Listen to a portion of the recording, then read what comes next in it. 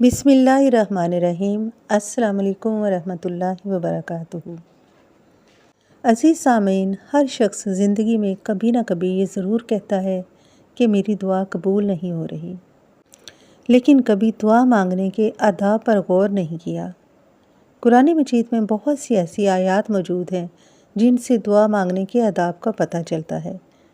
اور اللہ دعا کے بارے میں کیا فرماتا ہے؟ اللہ نے دعا کی قبولیت کا وعدہ فرمایا ہے اور فرماتا ہے کہ مجھ سے دعا مانگو، میں تمہاری دعا قبول کروں گا۔ سورہ غافر میں اللہ تعالیٰ نے واضح فرما دیا ہے کہ میں دعا مانگنے والے کی دعا قبول کرتا ہوں۔ اور پھر اللہ تعالیٰ فرماتا ہے کہ جب میرے بندے میرے بارے میں پوچھیں تو کہہ دو کہ میں قریب ہوں، میں دعا کرنے والے کی دعا قبول کرتا ہوں جب وہ مجھ سے دعا کرتا ہے۔ یعنی اس بات پر بھی یقین رکھنا چاہیے کہ اللہ بندوں کی دعائیں سنتا ہے۔ عاجزی اور اخلاص کے ساتھ دعا کرنے کا حکم دیا گیا ہے۔ اللہ تعالیٰ فرماتا ہے کہ اپنے رب کو گڑ گڑا کر اور چپکے پکارو، یعنی رو کر اور خاموشی سے دعا مانگو۔ قرآن مجید میں اللہ تعالیٰ فرماتا ہے کہ اللہ کے سب نام اچھے ہیں، اسے ان ناموں سے پکارو۔ جب دعا مانگو تو اللہ کو ان کے صفاتی ناموں کا وسیلہ دو، جیسے یا رزاقو مجھے وسیع رزق عطا فرما، یا شافیو مجھے شفا عطا فرما، بیماری سے بچا، یا سمیع میری دعا سن لے، یا رحمان مجھ پر رحم فرما۔ اس طرح اللہ تعالیٰ کے صفاتی ناموں کے وسیلے سے اسے دعا مانگنی چاہیے۔ اب دعا قبول کروانے کے لیے عاجزی اور محبت بھی چاہیے۔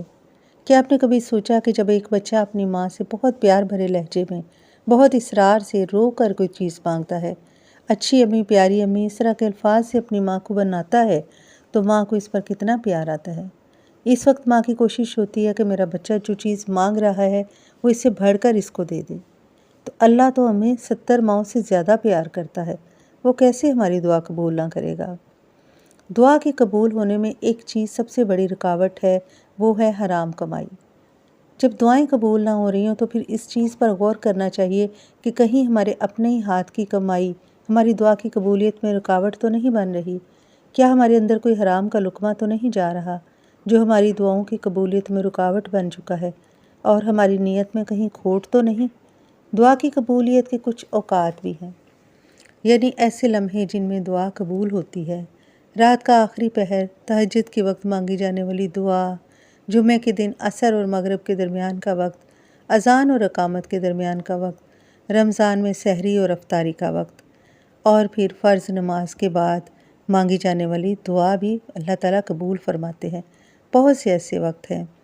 عزیز ساتھیوں، یہ رمضان کا مہینہ ہے۔ اگر ان قبولیت کے رازوں کو سمجھتے ہوئے دعائیں مانگیں اور اپنے اللہ کو راضی کریں تو اس سے بہترین موقع کوئی نہیں۔ رمضان کے مہینے میں دعاؤں کی قبولیت کا وعدہ کیا گیا ہے اور رحمت بارش کی طرح برس رہی ہے۔ اس مہینے میں اللہ تعالیٰ سے خوب دعائیں مانگیں اور اپنی تقدیر کو بدلیں۔ اللہ تعالیٰ ہم سب کی دعاؤں کو درجہ قبولیت عطا فرمائے۔ کمنٹس میں آمین لکھیے۔ اللہ تعالیٰ آپ سب کا حامی و ناصر ہو، آپ کی سب دعائیں قبول فرمائے اور آپ کو رمضان کے اس مہینے سے زیادہ اللہ کی رحمتوں سے مستفید ہونے کی توفیق عطا فرمائے۔ آمین یا رب العالمین۔